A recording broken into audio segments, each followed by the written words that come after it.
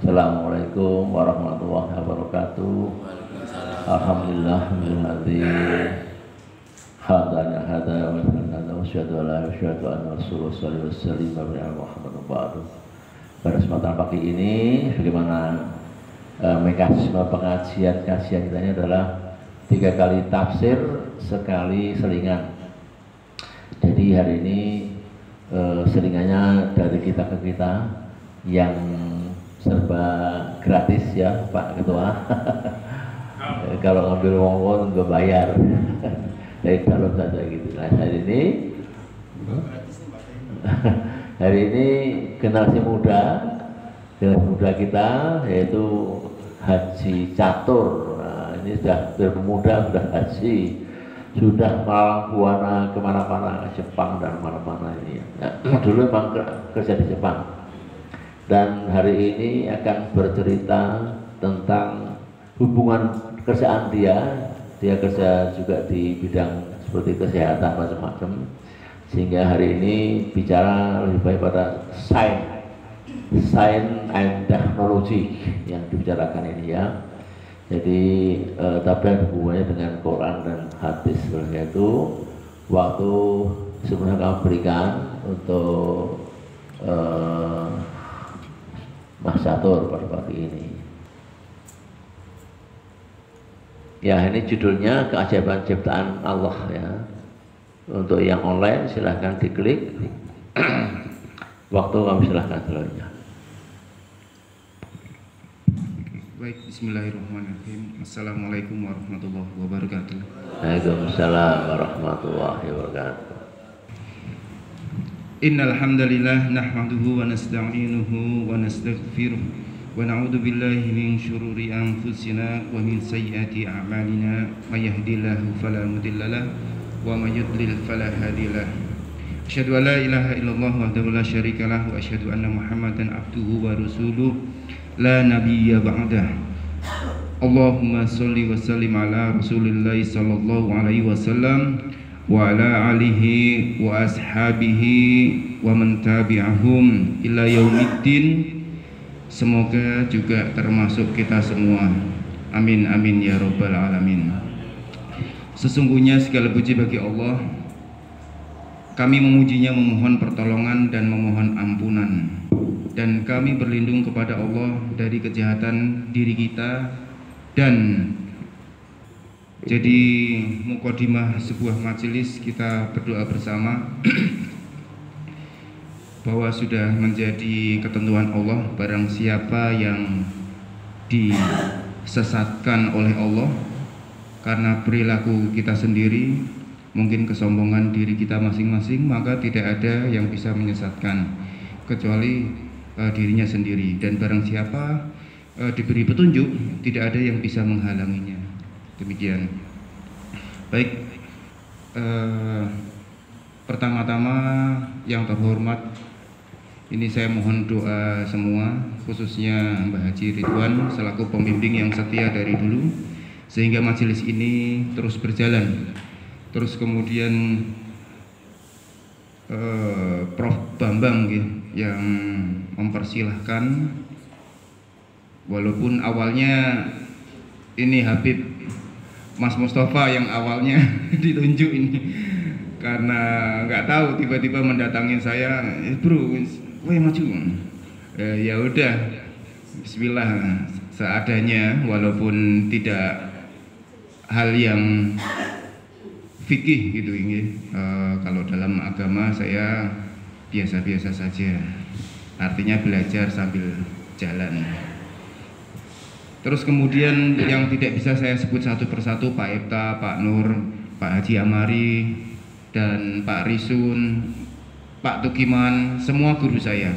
Dan saya berusaha semua saya ambil ilmunya, apapun itu, masing-masing orang punya keilmuan sendiri-sendiri, punya potensi, punya pengalaman hidup. Dan alhamdulillah juga bukan hanya ilmunya yang saya dapatkan, alhamdulillah beliau-beliau semua adalah seorang yang dermawan, tidak hanya untuk masjid ini dan juga untuk pribadi kami, keluarga kami ketika mengalami beberapa kesulitan, ketika pandemi, ketika apa. Baik, langsung saja. khawatir ini sudah 4 menit. Baik, next Pak. Mohon, ini klikernya nggak jalan ini. Oh, bukan. Sebelumnya Pak, kok lompat jauh ini? Yo. Bukan, yang sebelumnya lagi. Oh, ini sudah jalan Pak. Ini kepencetin, maaf.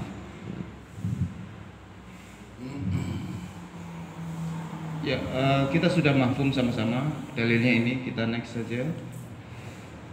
Mohon perkenalan. Sebagian saya yakin belum ada yang kenal, nama saya Catur. Ini sedikit perjalanan hidup saya di sebelum nge-grab nggih. Sekarang nge-grab. Terus kemudian sekarang juga di-guide oleh seorang profesor yang berproduksi gula nas. Kalau jenengan lihat beberapa profil beliau di podcast Kasih Solusi, termasuk juga dengan Pak Kepala Staf Kepresidenan Pak Muldoko. Langsung saja. Baik, langsung. Ya, di waktunya. Ya.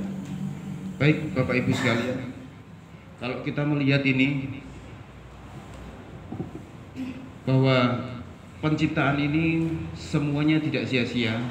Kita ini terdiri dari sel-sel ini. Dari awal sel sperma, kemudian di sini ada sel imun, terus bergulir Allah ciptakan mencari sesuatu yang tidak bisa bermanfaat untuk diri kita.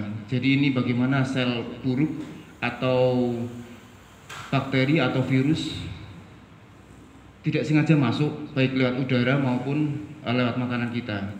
Kemudian ini sel darah kita yang mengangkut semua nutrisi yang untuk kebutuhan sel-sel kita. Ini perjalanan kita aja, bahwa tidak ada yang bisa menahan namanya tua. Kita next. Untuk jaringan tubuh kita sendiri, apa sih yang terdiri dari tubuh kita?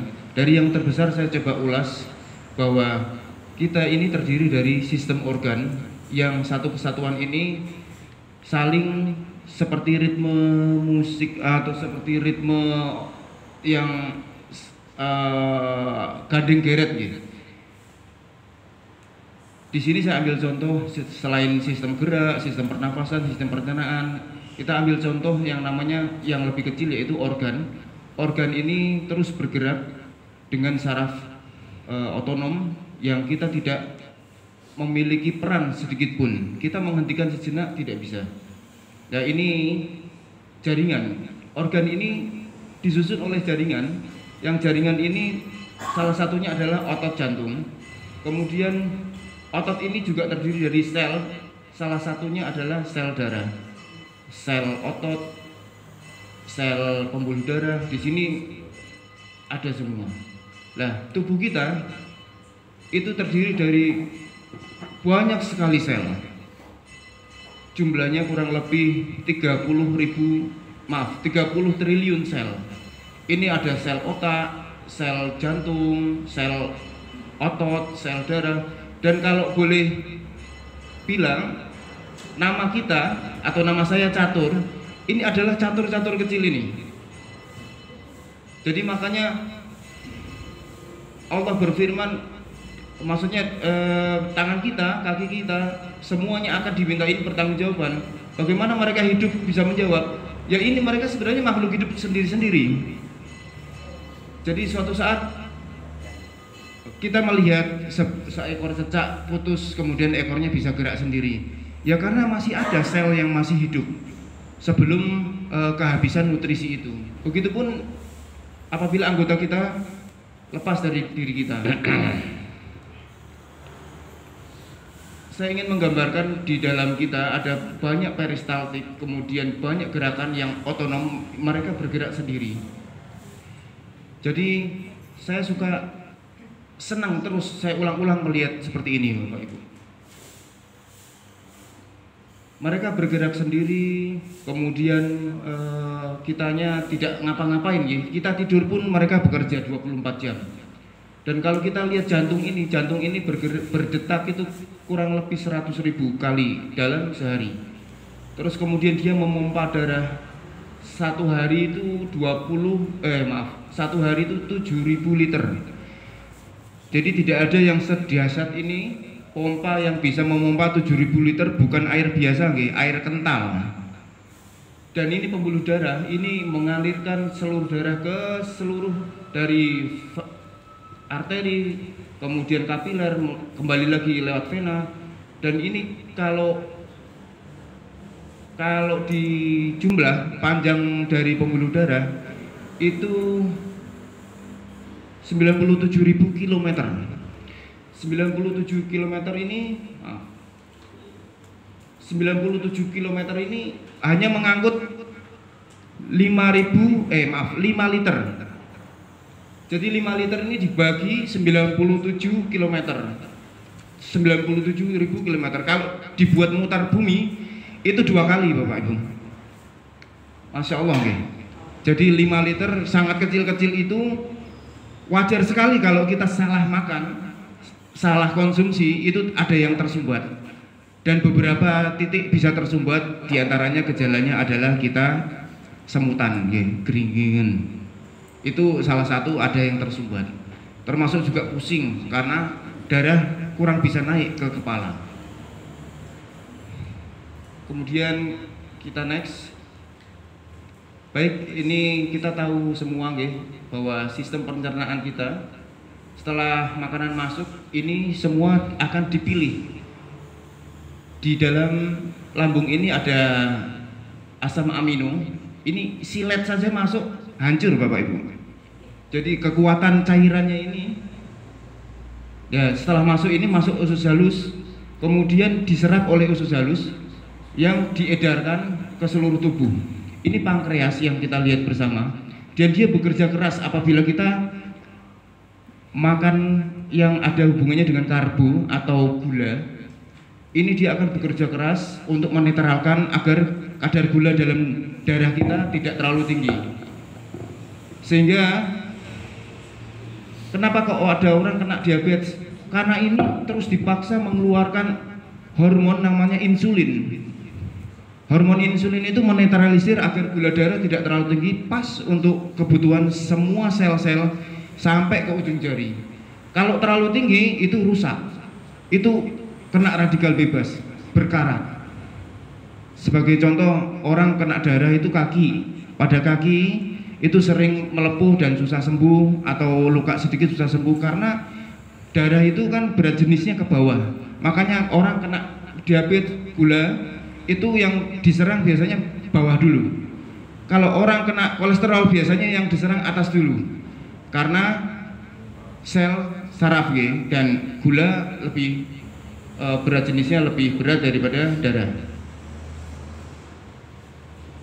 Kemudian ini kita tahu bersama yang kita konsumsi ini Allah sudah memberikan sebuah tuntunan.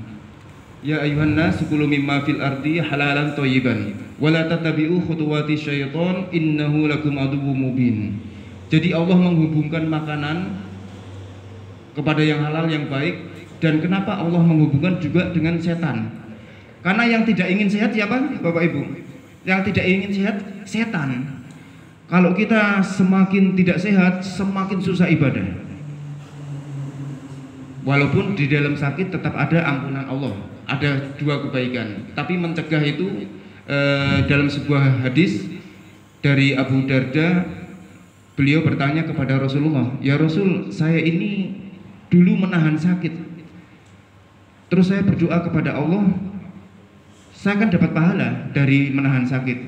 Kemudian saya sembuh dan saya bersyukur karena itu. Mana pahala yang lebih besar?" Jawab Nabi adalah ketika kamu bersyukur dalam keadaan sehat.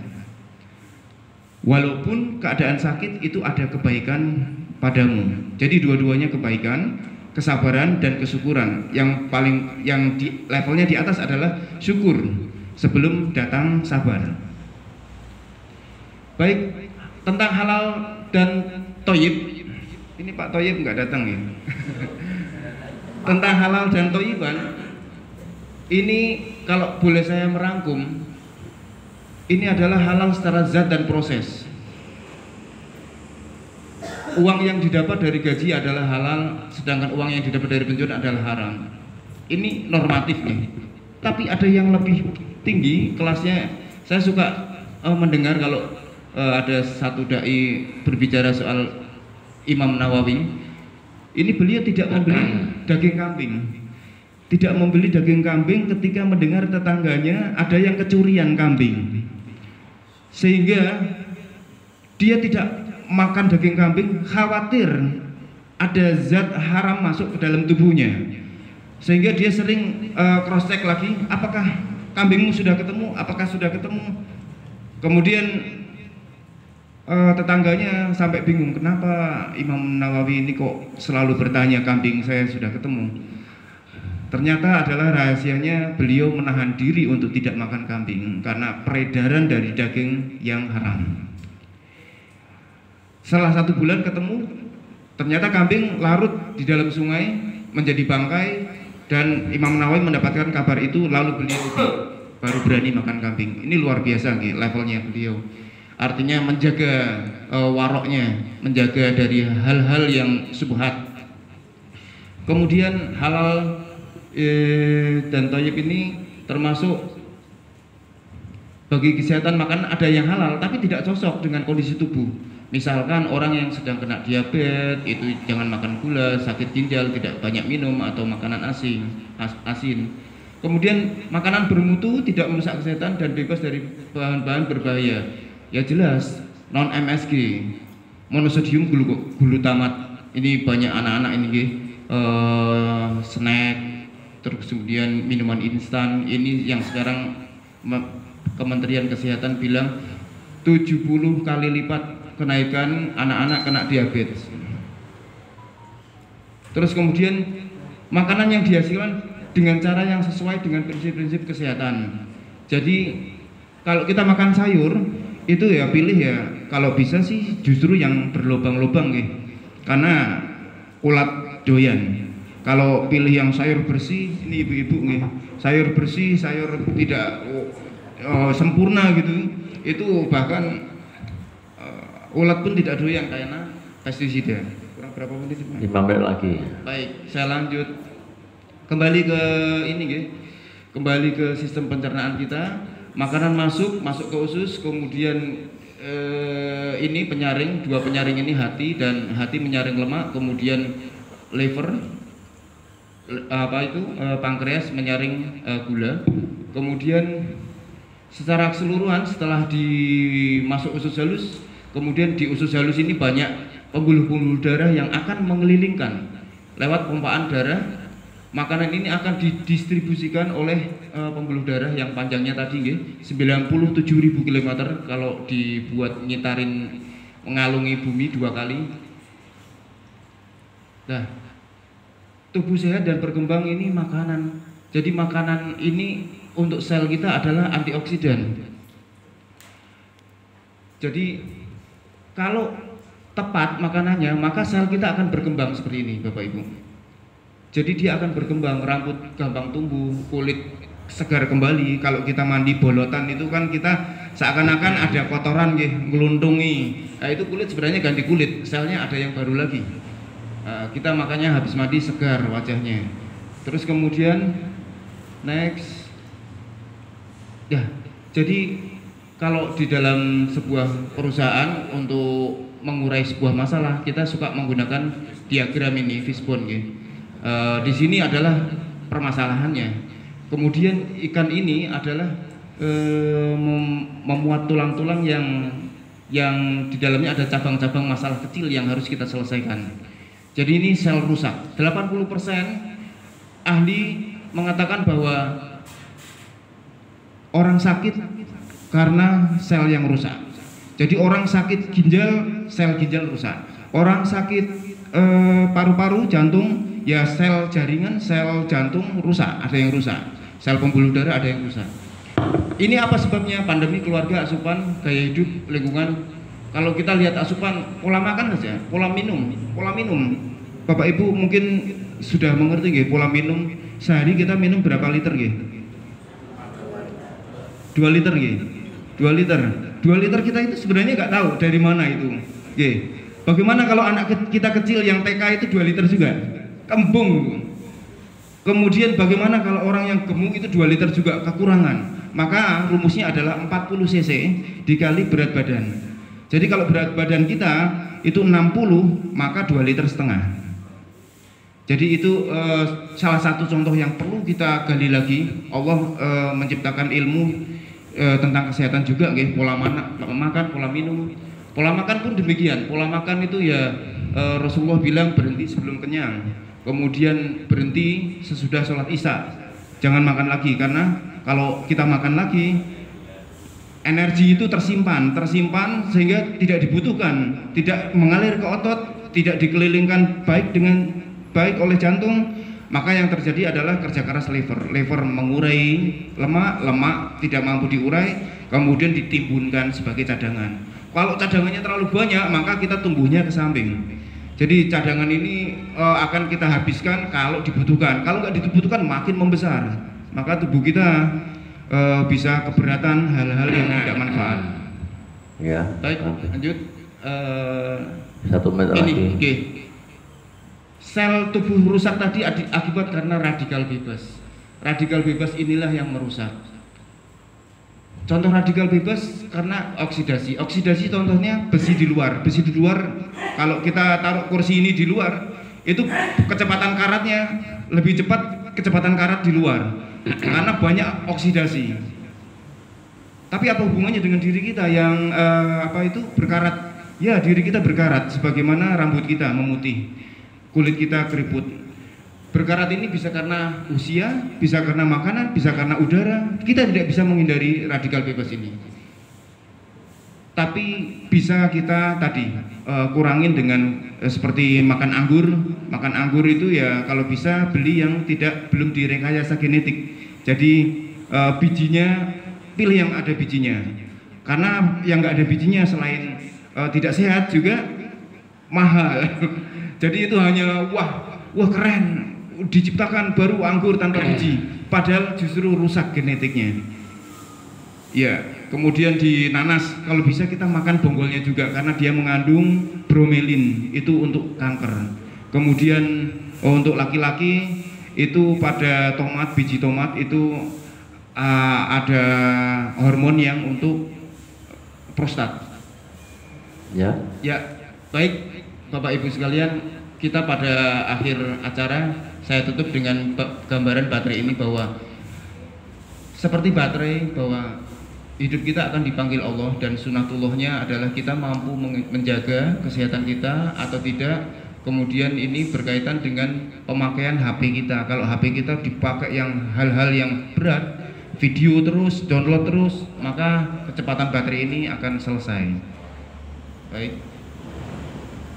Maka Allah sudah berfirman bahwa setiap umat mempunyai ajal batas waktu. Jika ajalnya tiba, mereka tidak dapat meminta penundaan sesaat walaupun sesaat, dan tidak bisa minta percepatan. Ini ajal ini saya dulu mengartikan meninggal, Bapak.